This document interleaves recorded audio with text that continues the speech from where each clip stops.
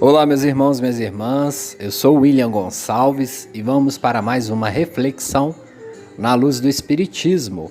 A gente está comentando o capítulo 2 do Evangelho segundo o Espiritismo, no qual fala: meu reino não é deste mundo, tratando um pouco aí sobre Jesus Cristo, sobre uma realeza terrestre. Se você voltar nas outras reflexões, tem lá, a gente já comentou e agora a gente está partindo para o final do capítulo, os itens finais. E eu vou dar uma dica aqui antes de nós começarmos. Sempre que você for estudar o Evangelho segundo o Espiritismo, você vai ver lá item 1, item 2, item 3 e depois, nos últimos itens, você vai ver as instruções dos Espíritos, como tem nesse capítulo, as instruções dos Espíritos. E o que significa aquela instrução dos Espíritos? Significa que aquela instrução, o que está escrito em instrução dos Espíritos, é um Espírito que vivenciou algo que o capítulo trata e ele vem trazer a sua experiência para nós que estamos lendo.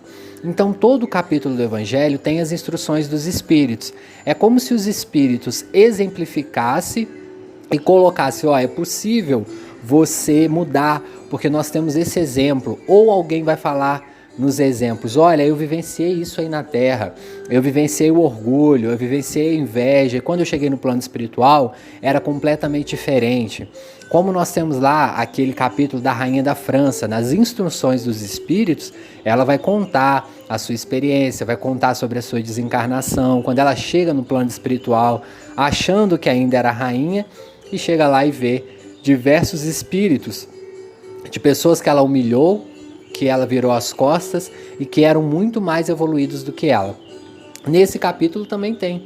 Então, quando você for estudar o Evangelho segundo o Espiritismo, você lê e preste atenção nas instruções dos Espíritos, porque ali está meio que condensado o que nós podemos fazer, uma experiência de vida de algum dos Espíritos. É como se fosse uma psicografia, uma mensagem. Não que as outras mensagens não foi intuída, claro que foi, mas às vezes Kardec ele pegou o conjunto que os Espíritos diziam e iam separando. E por último ele deixava lá as instruções dos Espíritos, tá bom? Então, para vocês aí, quando forem estudar, ficar atento a isso. Muitas pessoas perguntam, quando a gente fala sobre esse capítulo da fé na vida futura, como eu trouxe na última reflexão, se nós, espíritas, enfim, espiritualistas ou até de outras religiões, ficarmos pensando somente na religião ou somente no que iremos fazer quando chegarmos no plano espiritual, isso não prejudicaria o nosso progresso aqui na Terra, a nossa evolução? E Kardec, quando ouviu esse capítulo, teve essa dúvida. O Kardec ele era muito estudioso, ele era muito perspicaz nas perguntas, e ele falou: mas se nós pensarmos somente no plano espiritual, nós não vamos atrasar esse progresso aqui na Terra? E ele pergunta isso no Livro dos Espíritos para a espiritualidade, e sem dúvida a espiritualidade responde ele de uma maneira bem clara. Para quem quiser acompanhar essas perguntas no Livro dos Espíritos, tá lá a partir da questão 701, se eu não me engano. Só confirmar aqui para vocês. 779 e depois a 702 e a 703. Então, se nós ficarmos pensando somente no plano espiritual, nós não vamos deixar de realizar as coisas materiais? Aí o Kardec perguntou aos espíritos: a força para progredir aure o homem em si mesmo, ou o progresso é apenas o fruto de um ensinamento? E aí os espíritos respondem: o homem se desenvolve por si mesmo naturalmente, mas nem todos progridem simultaneamente do mesmo modo. Dá-se então que os mais adiantados auxiliam o progresso dos outros por meio do contato social. Então a primeira coisa que nos move a caminhar, que nos chama para frente, é o nosso contato social. O contato social nos acorda, nos chama, ó, você precisa trabalhar, você precisa desenvolver, você precisa estudar, porque sem estudo você não vai conseguir isso, e mesmo que não estude, você precisa de um trabalho, e aquilo ali vai garantindo também uma evolução espiritual nossa e um progresso material do planeta, porque o planeta evolui também pelas mãos do homem, descobrindo novas tecnologias, pela área da medicina, pela área da engenharia, enfim, por todas as áreas que vai modulando o progresso. Então o homem tem que ter esse instinto de conservação, é o que está falando nessas questões. A 702 vai falar o seguinte, o Kardec pergunta, é da lei da natureza o instinto de conservação? Ou seja, que o homem se conserve? Então se eu não ficar... o que o Kardec estava querendo dizer aqui? Se eu ficar pensando muito no plano espiritual, se eu ficar desejoso demais do plano espiritual, isso não pode me fazer querer desencarnar rápido? Aí os espíritos falam, não, porque existe uma lei de conservação, aquela lei que você protege o seu corpo físico e que você deve continuar aí na Terra. E aí os espíritos respondem, sem dúvida, o instinto de conservação, todos os seres vivos a possuem, qualquer que seja o grau de sua inteligência. Nuns é puramente maquinal, raciocinando em outros. Então, independente da evolução em que essa alma esteja estagiando, ela terá o instinto de conservação.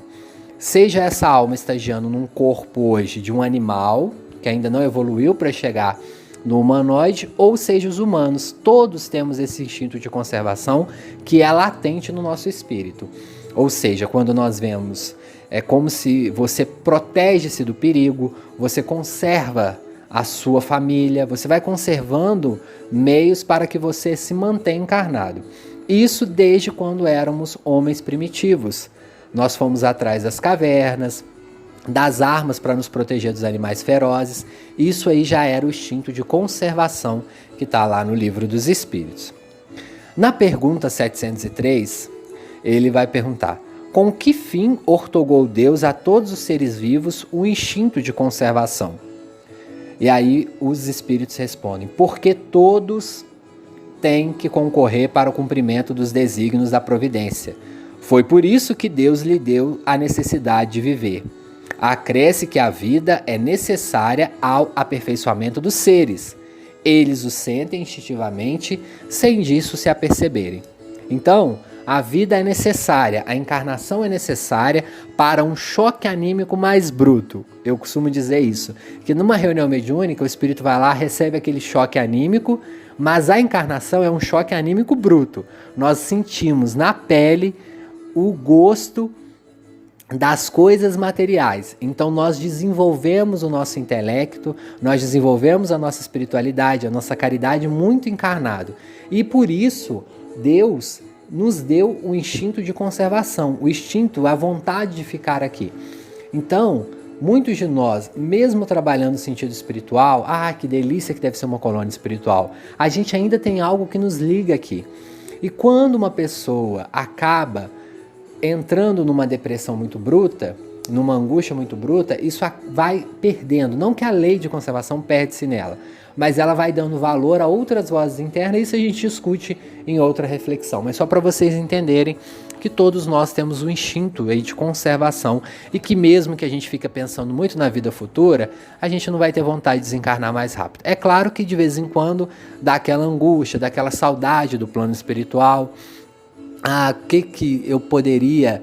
eu estou nessa terra sofrendo, eu poderia estar numa colônia espiritual, quando a gente lê lá o livro Nosso Lar, quando a gente vê algum filme que retrata a colônia. Então sim, mas nós ainda temos coisas que nos prendem aqui na terra. Esse capítulo fala também no item 8 e no item 7 que todos nós somos irmãos. O item 7 vai tratar disso. Que o Jesus trouxe isso. Nós somos todos irmãos, provimos todos das mãos de Deus, estamos na terra para evoluir em conjunto. Mas, principalmente, amar ao próximo, porque ele é o seu irmão. Nós temos que compreender isso cada dia mais. Mas não adianta nós compreendermos isso só no plano espiritual. Nós temos que praticar isso aqui na terra. É muito fácil falar que a gente ama o próximo, mas na hora de exemplificar nós não conseguimos estender a mão, nós não conseguimos evitar o julgamento. É claro que a humanidade já evoluiu muito nesse quesito, mas nós ainda estamos atrasados em outros problemas e acaba ressurgindo o ódio ao próximo, enfim. Então, gente, nós temos que procurar amar o próximo da maneira como ele é, porque claro que ele vai ter um momento de evolução dele. Eu já disse aqui em uma reflexão que amar não é concordar com o que o outro faz ou simplesmente gostar. Você pode não gostar ou não querer fazer o que o outro faz ou simplesmente reprovar o que ele faz sem deixar de amar, sem deixar de enviar boas vibrações. É igual quando um filho faz uma arte, a mãe não gosta daquela arte que ele fez e o chama atenção, mas ela o ama porque ele é filho dela. Então é esse amor que Jesus falava. Você não precisa concordar, em suma, com o que a pessoa está fazendo. Você pode criticar, você pode corrigir, mas como irmão que somos, devemos amar. E amar nesse sentido vibracional, de conseguir chamar a atenção, por exemplo, de alguém, de falar, olha, isso que você não está fazendo não é bacana não, repense. Mas ao mesmo tempo conseguir, do íntimo do seu ser, enviar uma boa vibração para ele, pedir a Deus uma intercessão. É nesse sentido, porque às vezes a mãe tem esse instinto muito grande. Às vezes a mãe tem um filho que está numa cadeia, que cometeu assassinato, ela não concorda com os assassinatos que ele cometeu, ela tem certeza que é errado, mas pelo amor ela continua orando, continua indo na igreja, no centro espírita, pedindo para orar por ele. E quando ela vai visitar, ela fala, olha, você não fez certo, mas eu te amo, eu não vou te abandonar, você vai melhorar. Então é nesse sentido, o amor cristão é nesse sentido. Não no sentido de não punir a pessoa, porque nós temos aí a lei de ação e reação que vai acabar abrangendo a todos que cometem o mal contra uma outra pessoa. Mas nós podemos escolher amar. Repito, reitero que não é concordar, é amar. Amar no sentido de respeitar, de não julgar, de não fazer com o outro que eu não quero que fosse, não fazer com o outro que eu não queria que fosse feito a mim mesmo. É nesse sentido que Jesus acabava dialogando e que muitas pessoas não sentiam essa vibração. Quando Jesus às vezes estava lá conversando com um malfeitor, com uma mulher que fazia o uso do sexo para ganhar o dinheiro, naquela época se dizia prostitutas. Jesus não estava ali assinando embaixo, olha, continue fazendo isso. Jesus estava amparando, dando colo, falando, olha, eu entendo você, eu te amo como irmão, siga a Deus. No momento certo, tente parar com isso. Ele não estava concordando, ele estava amando, ele estava exemplificando. Tanto que Jesus entrava e saía dos diversos lugares na maior facilidade, com a maior autoridade moral possível, porque ele amava, independente das escolhas da pessoa. No item 8, uma realeza terrestre, esse é a chave de ouro do capítulo que eu falo, que é, sem dúvida, digamos aí, o que um espírito ali fala, e ele vai falar, esse espírito desse capítulo, ele vai dizer exatamente sobre o orgulho. E esse espírito é uma ex-rainha da França que desencarna e vai falar sobre como ela foi orgulhosa, como ela foi despretensiosa, humilhava as pessoas, arrogante. E ela conta, meu Deus, meu Jesus, quando o Senhor falava meu reino não é deste mundo, é que o Senhor estava nos ensinando a não dar valor tanto às coisas materiais, ao poder material. E hoje em dia, gente, quantas pessoas estão dando valor a esse poder material, até mesmo dentro de casas espíritas, casas espiritualistas. A pessoa se apega ao nome, eu sou o presidente da casa espírita, eu sou o diretor, eu sou o médium principal. E ela se apega tão àquela nomenclatura que ela vai começando a uma arrogância e o coração dela começa a ficar preso àquele cargo. E quando ela desencarna, ela fica presa àquele cargo. Ela não consegue se desprender para o plano espiritual. Ela ainda se vê um diretor do centro espírita. É por isso que a gente tem que se desprender ainda encarnado das coisas. Não é deixar de viver. Se hoje você tem a oportunidade de ser diretor de um centro espírita, médio de uma reunião mediúnica, presidente de uma casa espírita, diretor, conselheiro, ótimo, faça da melhor maneira possível. Mas tenha certeza que se Deus te deu esse cargo, amanhã ele pode simplesmente falar, filho, devolve, dá para outra pessoa. Vá embora para o plano espiritual, chegou a sua hora, se desprenda. Você já fez aí sua parte, já ficou 2, 3, 4 anos Tem presidente de casa espírita aí que estão 20, 25 anos e chega a hora deles se desprenderem, eles se ligaram tanto àquele cargo que o que eles fazem? Ficam ali presos a essas emoções. Então é isso que nós temos que entender. Jesus falava, vocês vão ter a oportunidade de ter um cargo de liderança na Terra, seja num centro espiritual ou seja em algo material, chefe de uma empresa, mas não se prenda a isso. Faça da melhor maneira possível, olhe o instinto de conservação aí, conserve o local à sua volta, trabalhe honestamente, porém não se prenda. E como que nós estamos, gente, quando eu digo coisificando o outro? Como que nós coisificamos o outro? Nós também nos apegamos a esses títulos. A gente vê lá, nossa, o diretor da casa espírita, o presidente de tal empresa, o médium de tal local. Eu não estou falando aqui de faltar com respeito. Porque se você é trabalhador de uma casa espírita, você tem que ter sim respeito pelo diretor, pelo que ele está direcionando, respeito pelo presidente, tratá-lo com carinho, com amor que nós falamos. Agora, tratar com carinho, com respeito, não é concordar com tudo que ele diz, você pode discordar, você pode falar, olha, eu não concordo com essa maneira que você está fazendo, respeitando o cargo dele, respeitando a autoridade dele, até mesmo porque para quando você for, se você for um presidente de uma casa espírita, você ter isso, você ter vivenciado isso antes, você vai dar muito mais liberdade para as pessoas te criticarem. Então, não é coisificar o outro. Nossa, ele é o presidente de honra da casa espírita, meu Deus. E a gente mesmo coisifica, a gente dá poder ao outro sobre nós mesmos. Às vezes até dentro de casa a gente dá poder ao marido, à esposa, aos filhos, à mãe, ao pai. E esse poder que eu estou falando não é, gente, no sentido de desrespeitar. Devemos respeitar o outro. Mas eu estou falando deles direcionar a nossa vida com escolhas que nós não queremos. Nós temos que ter essa centralização de quem nós somos, do que nós gostamos e para onde nós queremos ir. E não deixar o outro tomar as rédeas. Eu vi uma vez, eu fui num centro espírita que não é o que eu trabalho, e aquilo me chocou, porque Jesus pregava a humildade. Do Evangelho segundo o Espiritismo, tem os Espíritos falando. Quando você for convidado para uma festa, sente no último lugar, porque o dono da festa chegando, vendo que você está no último, ele te leva para o primeiro lugar e você não passa vergonha.